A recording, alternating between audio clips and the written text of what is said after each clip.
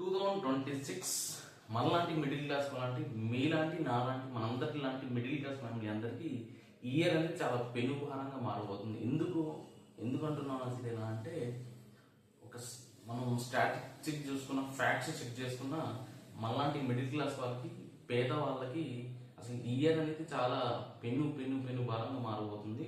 నేను ఇక్కడ ఆస్ట్రాలజీ గురించి వాస్తు గురించి చెప్పడానికి రాలేదు, ఫ్యాక్ట్స్ గురించి మాట్లాడుకొచ్చాను. అసలు ఈ వీడియోని లాస్ట్ వరకు చూడండి.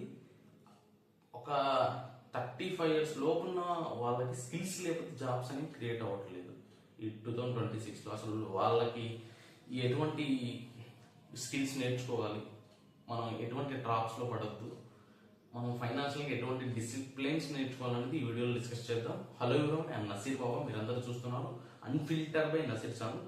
ప్రతిరోజు నా ఛానల్ ఇటువంటి యూస్ఫుల్ కంటెంట్ అనేది నేను అప్లోడ్ చేస్తూ ఉంటాను. కరెంట్ అఫైర్స్, జియో పాలిటిక్స్, మన తెలుగు రాష్ట్రాల్లో జరిగే ట్రెండింగ్ టాపిక్స్ గురించి మనం డిస్కస్ చేద్దాం. అసలు 2026లో ఒక మధ్య తరగతి వారికి ఎంత కష్టంగా మారిపోతుందంటే ఫస్ట్ మనందరం కూడా అప్రమత్తంగా ఉండాలి. ఎందుకు అప్రమత్తంగా ఉండాలంటే ఫ్యాక్ట్స్ గురించి చెక్ చేద్దాం. మనం అర్బన్ అన్ఎంప్లాయ్మెంట్ గురించి తెలుసుకున్నట్టయితే 18.8% వరకు ఉంది.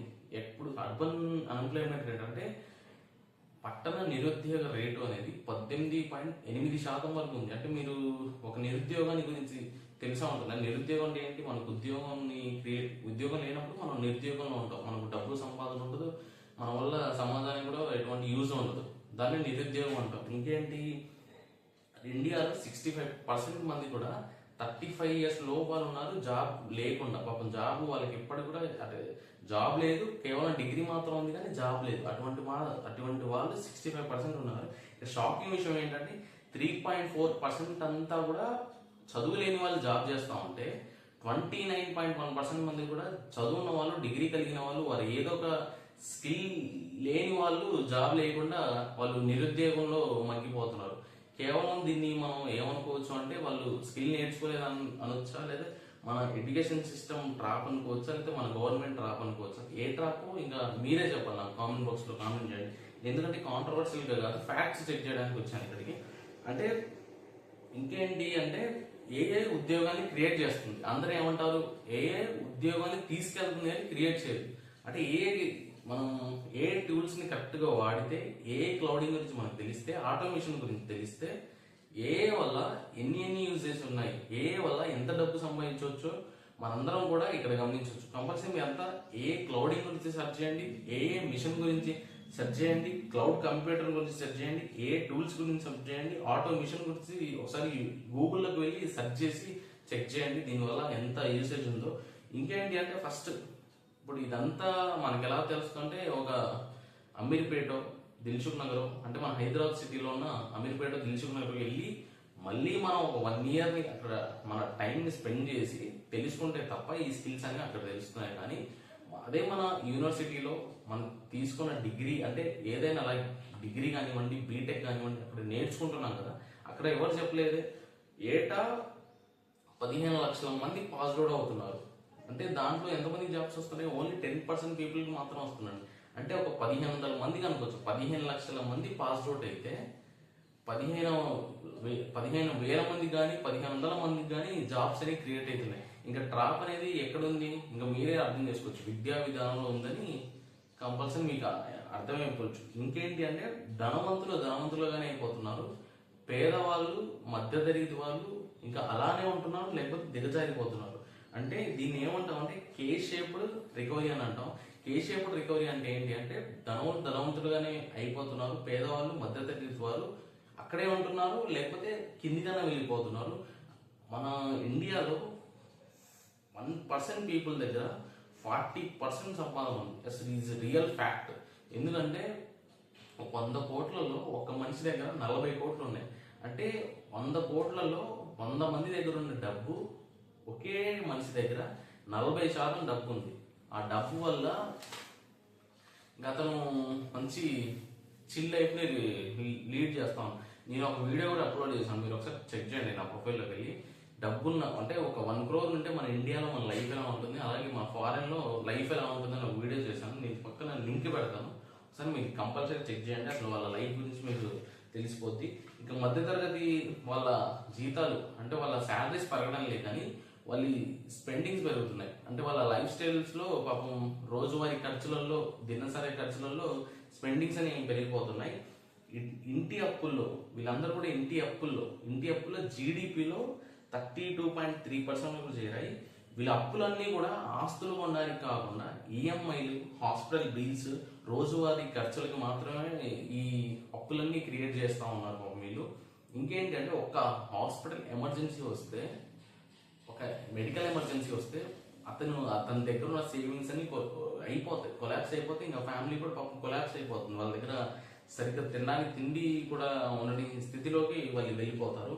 అండ్ అలాగే ఈ ఎన్విరాన్మెంట్ గురించి మనం చెక్ చేసుకున్నట్టయితే Mumbai, Delhi air quality index అనేవి చాలా వరస్ట్గా ఉన్నాయి. మీరు నమ్మకపోయినా ఇదే నిజం, చాలా వరస్ట్గా ఉన్నాయి. ఇప్పుడు ఈ రోజు ఎంత ఉందో ఫస్ట్ నేను ఇక్కడ సైడ్ పడతాను, ఒకసారి చెక్ చేయండి. ఎంత వరస్ట్గా ఉన్నాయంటే అంత వరస్ట్గా ఉన్నాయి. మీ అర్బన్లో, మీ విలేజ్లో, మీ టౌన్లో ఎంత ఎంత ఎయిర్ క్వాలిటీ ఇండెక్స్ ఉందో నాకు ఒకసారి కామెంట్ బాక్స్లో కామెంట్ చేయండి. దాని మీద కూడా ఒక వీడియో నేను చేస్తాను.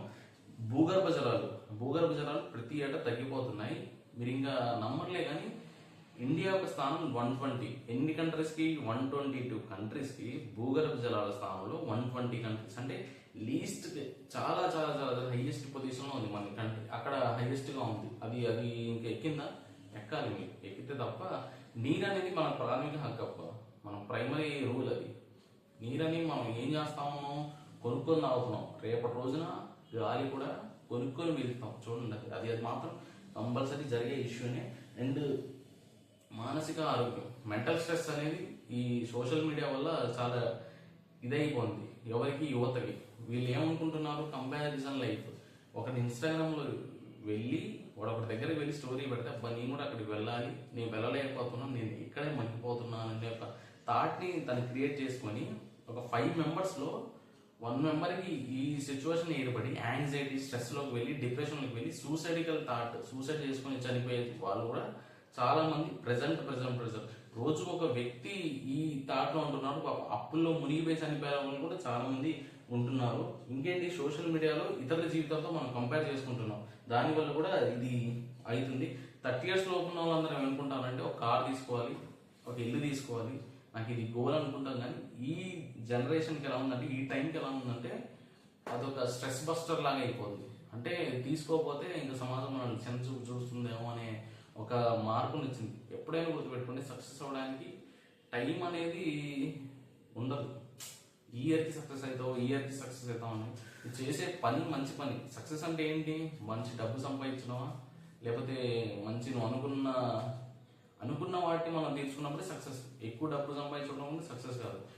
Cost of living is better than more satisfaction life. అంటే నువ్వు సాటిస్ఫాక్షన్గా బతికినప్పుడే అది ఒక సక్సెస్ అని నువ్వు నమ్ము. అదే నీకు రిలేషన్. రియాలిటీలో బతకడం వల్ల చాలా మేలు. డమ్మీగా బతకడం వల్ల ఏమీ ఉండదు. ఇదే రియాలిటీ అని తెలుసుకొని ఈ రియాలిటీలో బతుకుతా ఉండు. కంపల్సరీ నువ్వు స్ట్రెస్తో దూరం అవ్వచ్చు. ఇంకేంటి అంటే 2026 అనేది మనలాంటి వాళ్ళకి ఒక శాపం కాదు. అన్నీ ఒకేసారి కలిసి వస్తుంది. అన్ని సీక్వెన్సెస్, ఇటు ఈఎంఐస్, ఇటు ట్రాప్స్, అటు మ్యారేజెస్ అని, ఇటు జాబ్ లేక, అసలు ఏం జాబ్ చేద్దామని తెలియక, ఇక సెటిల్ అవ్వగా, ఈ పనే కరెక్టా అని ఒకటి అనుకున్నాం, ఆ పని కరెక్ట్ అని ఒకనా, ఈ అన్ని ట్రాప్స్ అని ఒకేసారి వస్తున్నాయి. కాబట్టి మీరు అందరూ కూడా రెడీగా ఉండండి. ఎలా రెడీగా ఉన్నారంటే మీ దగ్గర ఉన్న స్కిల్స్తో అందరూ కూడా సెకండరీ జాబ్ చూస్తూ ఉండండి. ఒక పని మీద ఉండకుండా 2 కాళ్ళ మీద చేస్తే ఏదో మిమ్మల్ని పైకి లేపడానికి ఆస్కారం ఉంది. ఇంకేంటి అంటే కేవలం డిగ్రీ మీద కాకుండా మన స్కిల్స్ మీద నమ్మండి, ఫైనాన్షియల్ డిసిప్లిన్గా ఉండండి, పిసినార్తనం చేయండి. అవసరమైనప్పుడే ఖర్చు చేయండి, అవసరమైనప్పుడు దాచుకోండి. అవి ఇన్వెస్ట్మెంట్ చేయండి. ఎక్కడ ఇన్వెస్ట్మెంట్ చేయాలి, ఏం ఇన్వెస్ట్మెంట్ చేయాలి అనేది మీకు ఇన్వెస్ట్మెంట్ ఛానల్స్ చాలా ఉన్నాయి యూట్యూబ్లో. అక్కడికి వెళ్ళి ఒకసారి సెర్చ్ చేసి ఇన్వెస్ట్మెంట్ చేయడానికి మీరు ట్రై చేయండి. ఎంతో కొంత మంత్లీ ఒక 500, 1000 ఆ ఇన్వెస్ట్మెంట్ మంత్లీ 1500 అనేది మీరు లాంగ్ టర్మ్లో ఇన్వెస్ట్ చేస్తే అది పెద్ద అమౌంట్ అవుతుంది. అది ఎందుకు అవసరం అవుతుంది, లేకపోతే ఏదో ఒక వస్తువు కొనుక్కోవడానికి మీకు ఉపయోగపడుతుంది పర్సనల్గా. ఇంకేంటి అంటే ఫోన్ వాడడం తగ్గించండి. ఫస్ట్ ఈ మొబైల్ ఫోన్ వాడడం చాలా వరకు తగ్గించండి. మెయిన్ నాకు తెలిసి స్క్రోలింగ్ యాప్స్ పని చేస్తూ ఉండండి. స్క్రోలింగ్ యాప్స్ వల్ల ఏమీ రాదు. ఇన్ఫర్మేటివ్ కంటెంట్ అనేవి యూట్యూబ్లో చాలా దొరుకుతాయి. యూట్యూబ్ లాంటి ప్లాట్ఫామ్ని ఉపయోగించుకోండి. మాలాంటి యూట్యూబ్ కంటెంట్ క్రియేటర్ని మీరు సపోర్ట్ చేయండి. చిన్న కంటెంటర్స్ అయినా మా దగ్గర మంచి ఉంది. చిన్నగా తీస్తూ ఉంటాం. కంపల్సరీ నన్ను సపోర్ట్ చేయండి. ఈ వీడియోని లాస్ట్ వరకు చూసినట్టు చాలా థ్యాంక్ యూ. ఏమన్నా తప్పులు మాట్లాడుతుంటే తప్పులు ఏముంటే కామెంట్ బాక్స్లో కామెంట్ చేయండి.